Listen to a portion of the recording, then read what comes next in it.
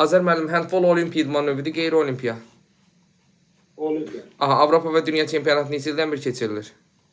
2 ildən. Aha, 2 ildən bir keçirilirdi. Qalibə məğluba verilən xalımız nə qədər idi? 2-0. 2-0 idi. Futsalda nə qədər idi? 2-0. Futsalda 3-0'dı. 3-0'da. Aha, yaxşı.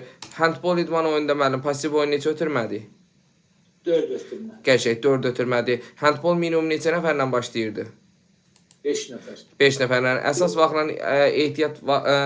vaxtla əlavə vaxt arası fasiləmiz nə qədərdir bu kimdir?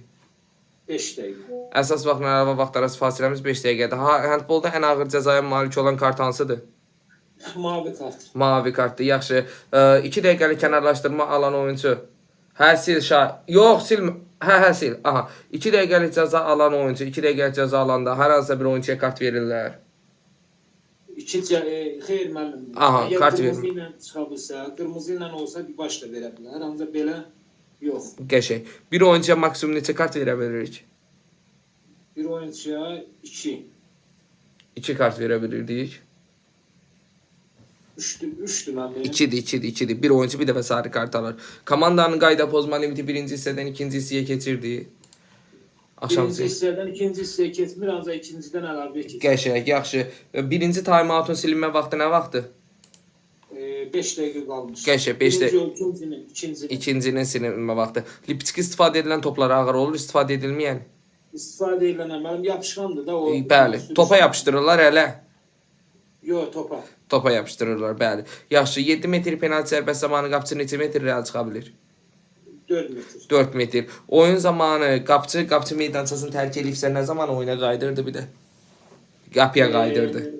Hücum zərbəsi digər komandaya keçdi. Aha, hücum digər komandaya keçdikdə. Yaxşı, bəs zədələnən oyuncu zədəsi bərpa olunduqda neçə hücum sonra oyuna qayıda bilirdi? Zədələnən oyuncu 3 hücum, yadınızda saxlayın. Zədələnib oyuncu oyundan çıxıbsa 3 hücumdan sonra oyuna qayıda bilirdi. Handbolda yan xəttdən top birbaşa qol qeydə alınır. Alınırdı. Qapçı zərbəsi hakim fiti olaraq yerinə yetirilir, hakim fit olmadan. Xeyr, müəllim, o fitsiz. Aha, hakim fit olmadan 3 saniyə qaydası neçə halda tətbiq olunurdu? 3 halda. 3 halda tətbiq olunurdu. Yan xəttdən top atan zaman rəqib komandanın oyunçuları neçə metr məsafə gözləyirdi? 3 metr. 3 metr məsafə gözləyirdi. Oyunda birinci A başlasın, ikinci B-nin başlaması nə ilə müəyyən olunurdu? Birinci əgər püşkatmanı A qazanıbsa, A başlayıbsa, ikincidə olar. Qəşəng. Əvəz etməni düzgün yerinə yetirməyən oyuncuya nə olurdu? 2 dəqiqəlik cəza. Qəşəng. Təşəkkürlər Azər.